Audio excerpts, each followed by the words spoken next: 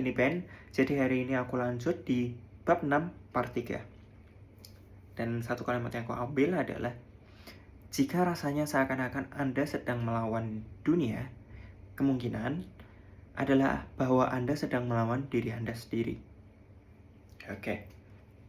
Jadi di part 3 ini aku membaca ada beberapa cerita, dan mungkin poin-poin yang aku ambil adalah yang aku tangkap secara pribadi.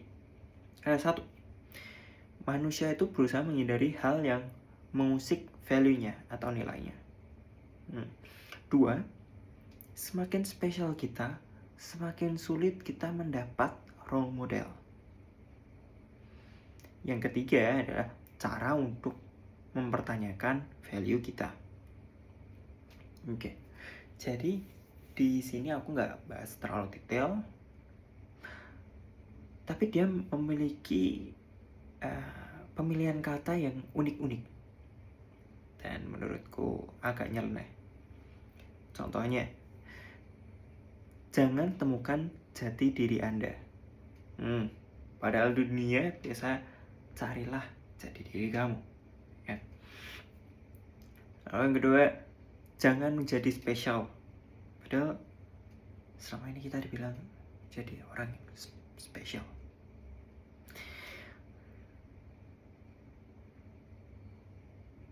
Dan aku belajar untuk tidak mengambil kalimat-kalimat ini secara mentah-mentah. Dan aku coba melihat dari konteksnya. Ini aku tulis di sini ya. Jadi kalau jati diri itu lebih ke jangan berpaku pada nilai kita sendiri yang pasti benar. Berpaku nilai kita itu pasti benar. Nah, itu yang dimaksud untuk jangan temukan jati diri, yaitu masih dalam proses terus mencari. Jangan settle terhadap satu value, coba improve. Yang kedua, jangan jadi spesial. Yang di sini aku menangkap itu karena semakin spesial kita, itu semakin susah mencari role model. Ini udah aku sederhana ini, ya kan? Ini aku tulis menyederhanakan masalah dan value kita agar kita lebih mudah untuk belajar dari orang lain.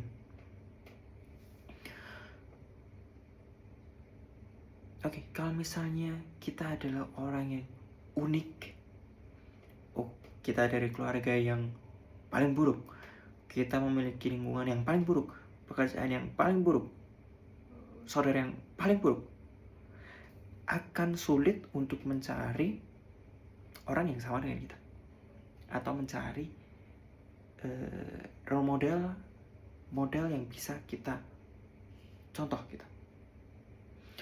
Berbeda dengan kalau misalnya kita adalah orang biasa, kita adalah seorang pekerja biasa, kita adalah seorang anak biasa, itu lebih mudah mencari solusi dari masalah kita.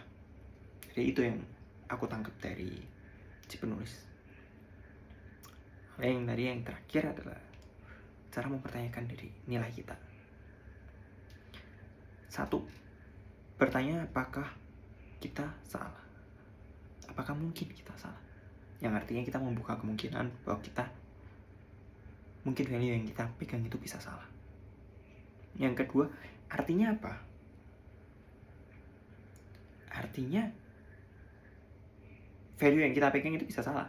Yang pertama itu membuka kemungkinan, yang satu itu menerima bahwa value itu bisa salah dan kemungkinan salah. Dan yang terakhir, masalah apa yang kita pilih. Ini unik karena kita bisa memilih.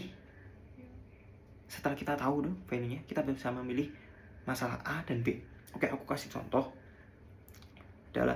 Aku adalah orang yang socially awkward. Jadi aku nggak mudah berteman dengan orang baru.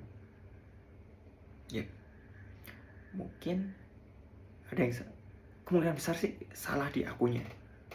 Ya, mungkin value yang aku pegang itu agak melenceng. Mungkin aku insecure terhadap penampilanku, insecure terhadap cara aku berbicara, insecure terhadap pemikiranku, atau jobku, atau penghasilan, atau keluargaku. Mungkin banyak yang aku insecure. Ini mungkin ya. Lalu masalahnya kita bisa memilih masalah apa nih? Kan tadi A udah, B udah, C nih. Kita pilih masalah apa? Masalah yang pertama adalah kita milih mempertahankan itu value dan kita menjadi gak punya teman. Atau yang B, kita mencoba merubah value kita, mencoba mempelajari lebih lagi, mencoba belajar lagi agar kita bisa bersosialisasi dengan lebih baik.